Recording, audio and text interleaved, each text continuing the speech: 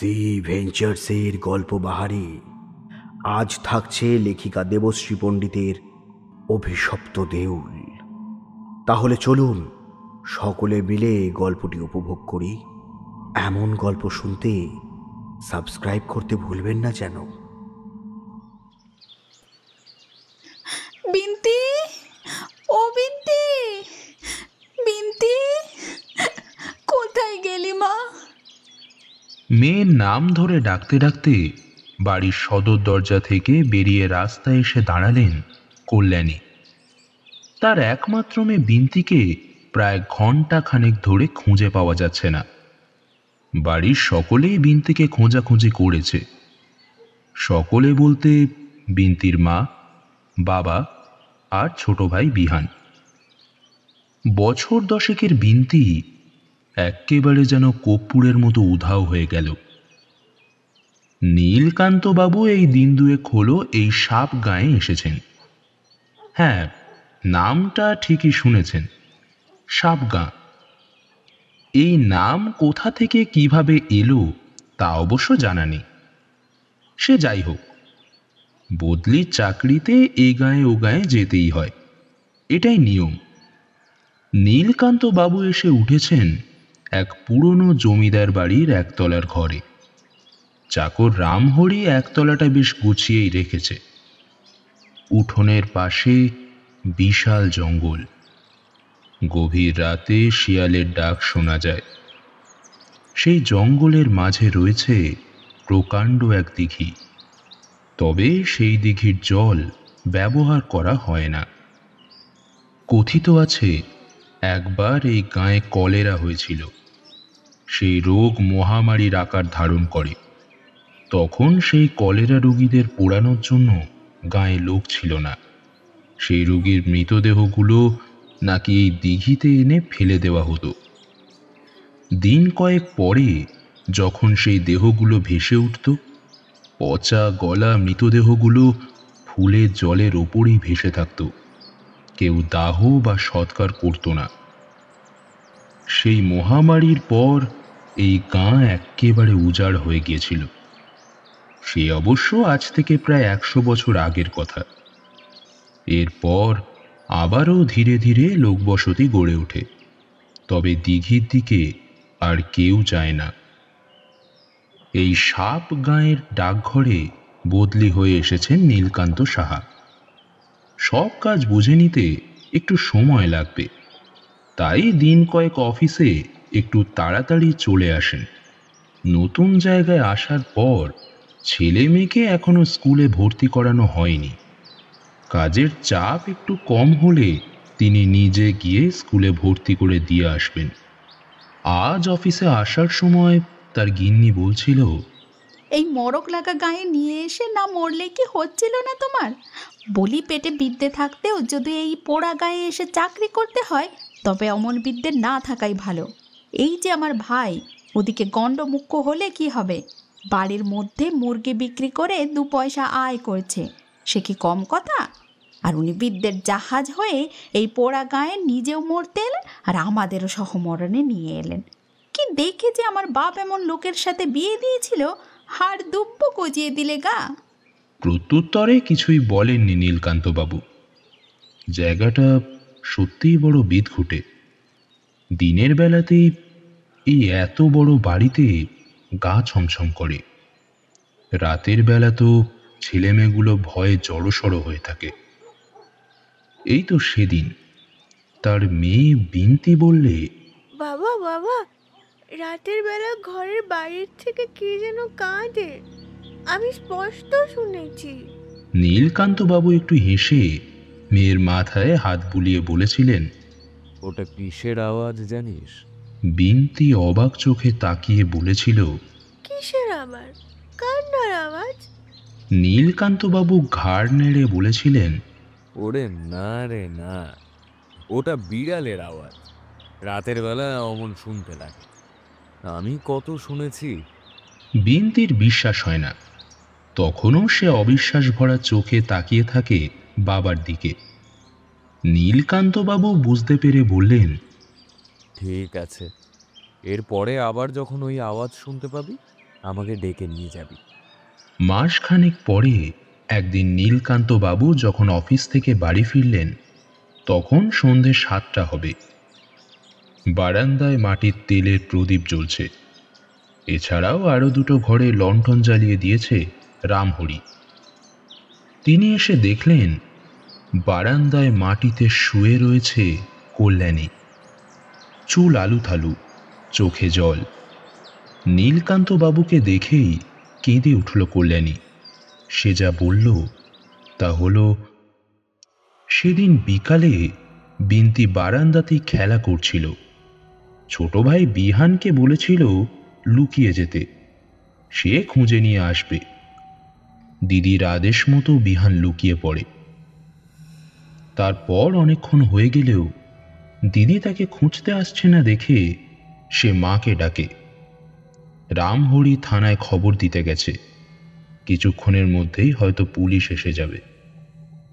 মাত্র 2 দিন আসা হয়েছে এখানে, এরই মধ্যে এই দুর্ঘটনা। নীলকান্ত বাবুর স্ত্রী কল্যাণী ডুকরে কেঁদে উঠলেন। ওগো, কি অলক্ষণে জায়গায় নিয়ে এলে গো। আমার মেয়েটার কি হলো গো? ওগো, আমি মেয়েকে কোথায় খুঁজবো?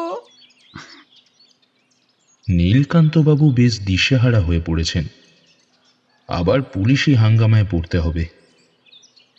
এমন অজপাড়া গায়ে বদলি না নিলে এত অসুবিধায় পড়তে হতো না। নীলকান্তবাবু এইসব ভাবছেন। এর মধ্যেই জনা কয়েক পুলিশ নিয়ে রামহরি এসে পড়েছে। নীলকান্তবাবু ও তার স্ত্রীকে পুলিশ জিজ্ঞেস করল, কতক্ষণ থেকে পাওয়া যাচ্ছে না? আগে আমি আসার আগে থেকে। এ কেমন কথা হলো মশাই?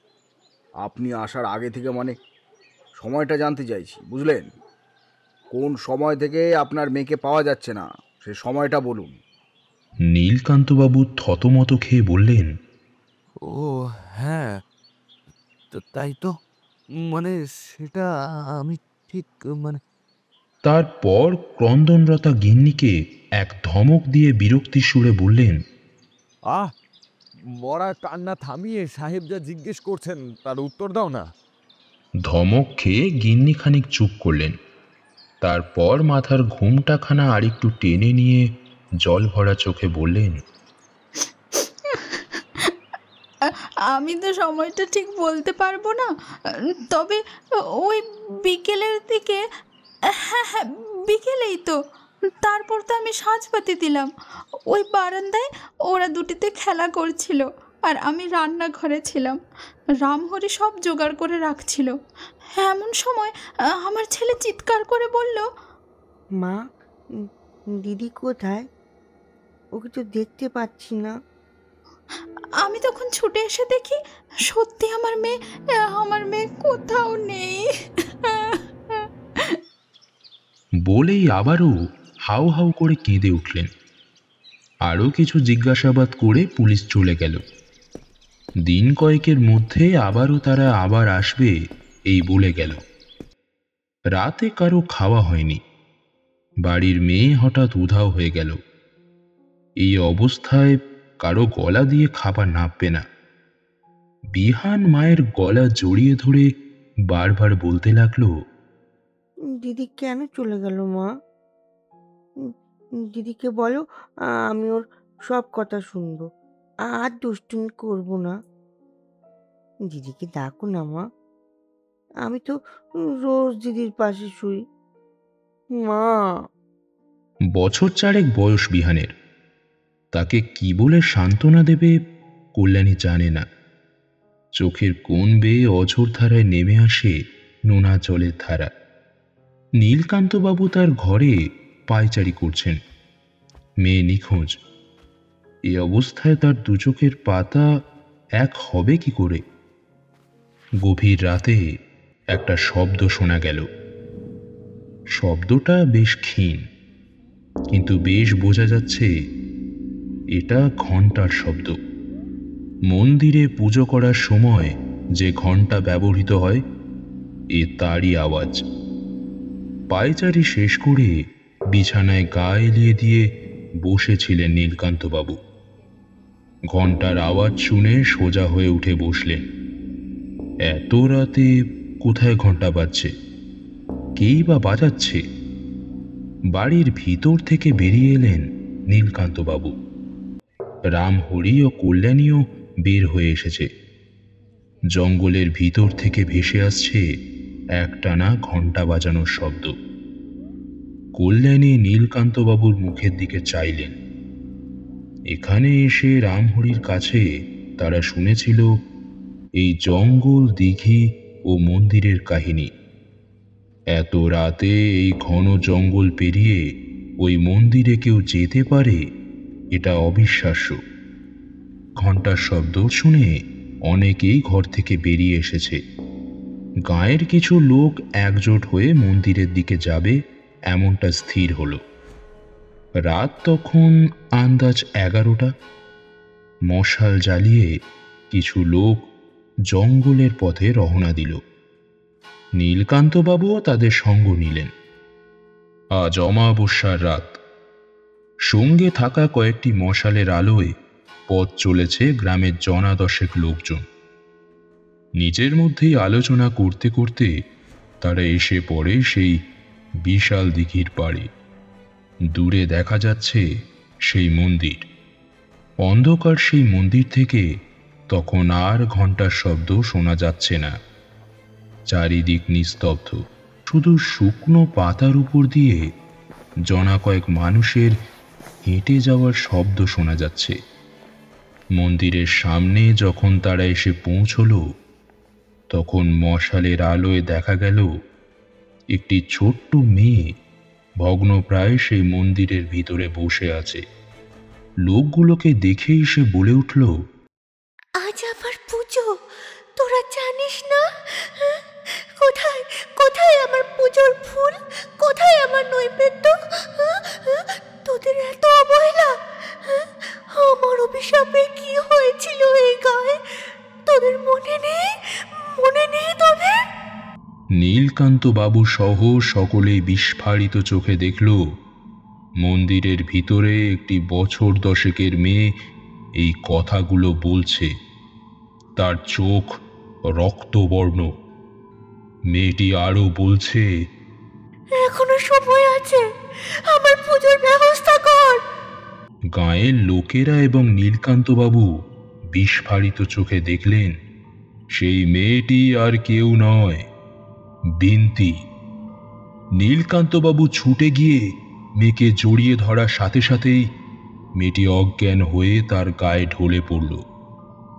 গ্রামের লোকেরা ধরাধরি করে বিন্তিকে বাড়ি নিয়ে গেল।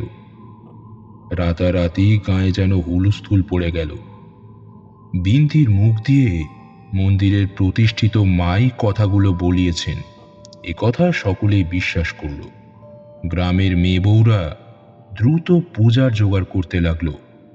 গাঁয়ের বৃদ্ধ পুরোহিত নিবারণ চাটুর্য মশাইয়ের কাছে এই খবর পৌঁছাতেই তিনি পঞ্জিকা বের করে দেখে বললেন, অমাবস্যা কাল দুপুর পর্যন্ত থাকবে, তাই এখনো পুজো করা চলে। আমি পৌরোহিত্য করতে প্রস্তুত। এদিকে বিন্তির ধুম জ্বর। কল্যাণী পাশে বসে জলে কাপড় ভিজিয়ে বিন্তির কপালে দিচ্ছেন। বিন্তি বেঘরে পড়ে রয়েছে, অসাড় দেহ। কল্যাণী চোখের জল মুছলেন। রামহরি একজন হাতুড়ে ডাক্তারকে ডেকে এনেছে। তিনি নিত্যি মেপে ওষুধ দিয়ে নীলকান্তবাবুকে বুঝিয়ে দিলেন। ডাক্তার চলে গেলেন। কল্যাণী দেখলেন মেয়ের হুঁশ ফিরেছে। সে বিড় বিড় করে কি যেন বলছে, কথাগুলো জড়ানো। মেয়ের মুখের কাছে কান নিয়ে গিয়ে শোনার চেষ্টা করলেন। অস্পষ্টভাবে ভেসে এলো, তোরা আমার পুজো করবি না, তাই না? আমি এত বছর ধরে অপেক্ষায় রয়েছি, তোরা আমার পুজো বন্ধ করে রেখেছিস। এই কথাগুলোই জ্বরের ঘোরে সে বারবার বলতে লাগলো। কল্যাণী আতঙ্কিত হয়ে নীলকান্তবাবুর দিকে তাকালো। নীলকান্তবাবু মেয়ের পাশে এসে বসলেন। বিন্তির চোখ বন্ধ। তাকে দেখে মনে হলো সে অচৈতন্য অবস্থাতেই কথাগুলো বলে চলেছে। তারপর মেয়ের কানে কানে বললেন, পুজোর সব জোগাড় হয়ে গেছে মা, এক্ষুনি পুজো আরম্ভ হবে। আবারও সব নিস্তব্ধ। মন্দিরের পূজা সমাপ্ত। এত বছর পরে হঠাৎ করে পূজা শুরু হলেও বেশ জাঁকজমক করেই সম্পন্ন হয়েছে। পূজায় কোনো রকম ত্রুটি হয়নি। পূজা সম্পন্ন হওয়ার পর বৃদ্ধ পুরোহিত নিবারণ চাটুর্য মশাই নিজে এলেন নীলকান্ত বাবুর বাড়িতে। বিন্তির সাথে দেখা করে হাত জোর করে বললেন, মা গো, নিষ্ঠা ভরে তোমার পুজো করেছি মা। তুমি প্রসন্ন হও মা, তুমি প্রসন্ন হও। বিন্তি তেমনই অচৈতন্য হয়ে শুয়ে রয়েছে বিছানায়। গ্রামবাসীরা পুজো শেষ হতেই যে যার বাড়ি চলে গেল। সারা রাত নীলকান্ত বাবু আর তার স্ত্রী কল্যাণী মেয়ের মাথার কাছে বসে রইলেন। পরদিন সকাল হতেই বিন্তি ধীরে ধীরে চোখ মেলল। নীলকান্ত বাবু ও কল্যাণী খুশিতে আত্মহারা হয়ে গেলেন। বিন্তি ওঠার চেষ্টা করেও উঠতে পারল না। সে বলল, আমার কি হয়েছে বাবা? মা, তোমার চোখে জল কেন? দুজনেই কিছু বলতে পারলেন না, শুধু মেয়ের মাথায় হাত বুলিয়ে দিতে লাগলেন। বিন্তির চোখ দুটো এই একদিনেই যেন কোটরে ঢুকে গেছে। বাইরে কার যেন গলা শোনা গেল। রামহরি এসে খবর দিল, ঠাকুর মশাই এসেছেন কর্তা, বাইরের চাতালে বসতে বলেছি। কথাটা বলেই কাঁধে রাখা গামছায় হাত মুছে ঘরের ভিতরে চলে গেল। নীলকান্তবাবু ঘর থেকে বেরিয়ে এসে ঠাকুর মশাইকে প্রণাম করে বললেন, আসুন আসুন ঠাকুর মশাই, বসুন। আমাদের এখানে সামান্য জল মিষ্টি খেতে আপনার আপত্তি নেই তো? ঠাকুর মশাই সামান্য ইতস্তত করে বললেন, না মানে আমি বুঝলেন কি না, সকলের বাড়িতে না ঠিক খেতে পারি না, কিছু মনে করবেন না। ব্রাহ্মণ মানুষ, তাই কিছু আচার বিচার তো মানতেই হয়। আজকালকার ছেলে ছোকরারা যা হয়েছে, কোনো বাছ বিচার নেই, পুজো আচ্ছা নেই। চোখের সামনে না সব একেবারে উচ্ছন্নে যাচ্ছে। সাধে কি এই গায়ে মায়ের অভিশাপ নেমে এসেছিল? গায়ের পর গা যেন একেবারে উজাড় হয়ে গেল। আর তাছাড়া হবে নাই বা কেন বলুন তো? এত অধম্য কি আর মা সইতে পারেন? পারেন না, বুঝলেন? সেই জন্যই তো এই। ঠাকুর মশাইয়ের কথায় ছেদ পড়ল। কল্যাণী ঘরের ভিতর থেকে নীলকান্তবাবুকে ডাক দিল। আপনি একটু বসুন, আমি এক্ষুনি আসছি। বলে ঘরের ভেতরে চলে গেলেন। মনের সব রাগ বিরক্তি সম্পূর্ণভাবে প্রকাশ করতে না পেরে মনে মনে বেশ রাগই হলো তার। নীলকান্তবাবু ফিরে এলেন একটু পরেই। বললেন, আপনাকে সেবা করার সুযোগ থেকে বঞ্চিত হলাম, এই কথায় ভারী কষ্ট পেয়েছে আমার গিন্নি। আচ্ছা, সে যা হোক, আপনি মনে হয় কিছু বলতে এসেছিলেন? ঠাকুর মশাই বললেন, হ্যাঁ, আমি এসেছিলাম আপনার মেয়ে এখন কেমন আছে সে কথা জানতে। নীলকান্তবাবু জানালেন, মেয়ে এখন একটু ভালো আছে। ঠাকুর মশাই চিন্তিত হয়ে বললেন, ভালো হলেই ভালো, কালোর উপর দিয়ে যা গেল, উফ, ভাবলেই আমার গায়ে কাটা দিচ্ছে। তিনি সত্যি সত্যি শিহরিত হয়ে উঠলেন। গাঁয়ের মন্দিরে সংস্কার করা হলো। বিশেষ তিথিতে নিয়ম করে বলি দিয়ে মায়ের পূজা হতে লাগলো। গাঁয়ের লোক এই পূজা শুরু হওয়ায় কিছুটা স্বস্তির নিঃশ্বাস ফেলল। সব কিছু ঠিকই চলছিল, কিন্তু বেশ কিছুদিন পর বিন্তি আবারও অসুস্থ হলো। সেদিন রাতেই তাকে গাঁয়ের স্বাস্থ্যকেন্দ্রে নিয়ে যাওয়া হলে সেখানেই তার ভেদ বমি শুরু হলো। সেই থেকে পরপর 3 বার। এরপর তার বমির সাথে রক্ত বেরোতে শুরু করলো। বিন্তি এ অবস্থায় একবার শুধু বলল, মন্দিরে যাব। স্বাস্থ্যকেন্দ্র থেকে একটি গরুর গাড়ি করে বিন্তিকে মন্দিরে নিয়ে যাওয়া হলো। মন্দিরের চাতালে উঠতে গিয়েই সেখানে পড়ে গেল বিন্তি। তার মুখ থেকে বেরিয়ে এলো দলা দলা রক্ত। এরপর ক্লান্ত হয়ে সেখানেই লুটিয়ে পড়ল তার দেহটা। গাঁয়ের সকলেই এমন ঘটনায় অবাক হয়ে গেল। এ যে খুব আকস্মিক। গাঁয়ে মায়ের পায়ে নৃত্য অর্ঘ্য সমর্পণ করার পরেও মা কুপিতা হলেন। গাঁয়ের সকলের মনে আবারও আশঙ্কার মেঘ দেখা দিল। বিন্তির মৃত্যুর পর গাঁয়ে কলেরা আবারও মহামারীর আকার ধারণ করল। পুনরায় মন্দিরে পুজো বন্ধ হলো। শোনা যায় মায়ের পুজো যখন আবারও শুরু করা হয় তখন নাকি কে বা কারা মন্দিরের চাতালে নিজের অভীষ্ট পূরণ করার জন্য এক নিরপরাধ বালককে নিয়ে এসে চুপি চুপি বলি দিয়েছিল। সেই বালকের রক্ত ছিটে গিয়ে পড়েছিল মায়ের পায়ের উপর। তারপর থেকেই শুরু হয়েছিল বিন্তির ভেদ বমি। সকলে বলা বলি করছিল, অন্যায়ভাবে নেওয়া রক্ত মা তাদের ক্ষমা করেননি। সেই রক্তই ভেদ বমি হয়ে বের হয়ে এসেছিল বিন্তির গলা থেকে সেই বিশেষ তিথিতে। মন্দির দিঘি সবই ইতিহাস হয়ে দাঁড়িয়ে রইল আগের মতোই। কালের নিয়মে জঙ্গলে ঢাকা পড়ে রইল সেই অভিশপ্ত দেউল। আজকের গল্প এখানেই সম্পন্ন হলো। শুভারম্ভ হয়েছিল লেখিকা দেবশ্রী পণ্ডিতের অভিশপ্ত দেউল গল্পটি দিয়ে। সাথে ছিলেন শ্রীকান্ত, মিমো, মলয়, শুভদীপ, সায়নী, মহুয়া। এমনই মনোরম গল্প উপভোগ করতে শীঘ্রই সাবস্ক্রাইব করুন আমাদের ইউটিউব চ্যানেলকে এবং অগ্রিম নোটিফিকেশন পেতে বেল আইকন প্রেস করুন।